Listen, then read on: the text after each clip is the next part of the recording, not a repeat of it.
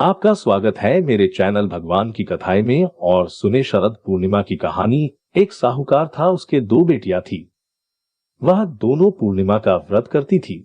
बड़ी बेटी व्रत पूरा करती थी और छोटी बेटी अधूरा करती थी। साहूकार ने दोनों बेटियों का धूमधाम से विवाह किया।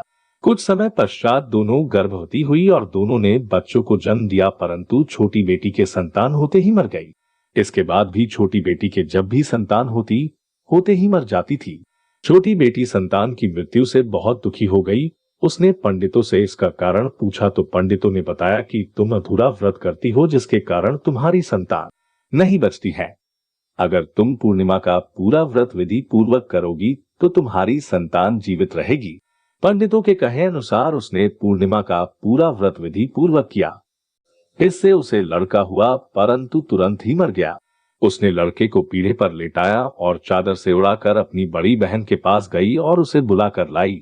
बहन को उसी पीढ़े पर बैठने को कहा।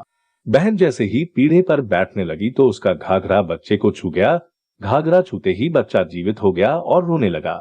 तब बड़ी बहन छोटी बहन से बोली, तू मुझ पर कलंक लगाना चाहती थी, मेरे बैठने से ही यह मर जाता। तब छोटी बहन बोली, यह तो पहले से ही मृत था, तेरे पुण्य से जीवित हो गया, तेरे भाग्य से इसका पुनर्जीवन हुआ है।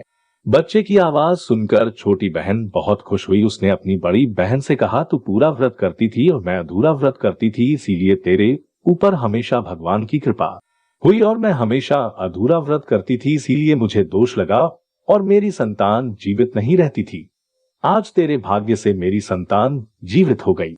उसने पूरे गांव में ढिंढोरा पिटवा दिया कि जो कोई भी व्रत करे वह पूरा व्रत करे, अधूरा न करे। आपको वीडियो कैसा लगा, लाइक और सब्सक्राइब करना ना भूले।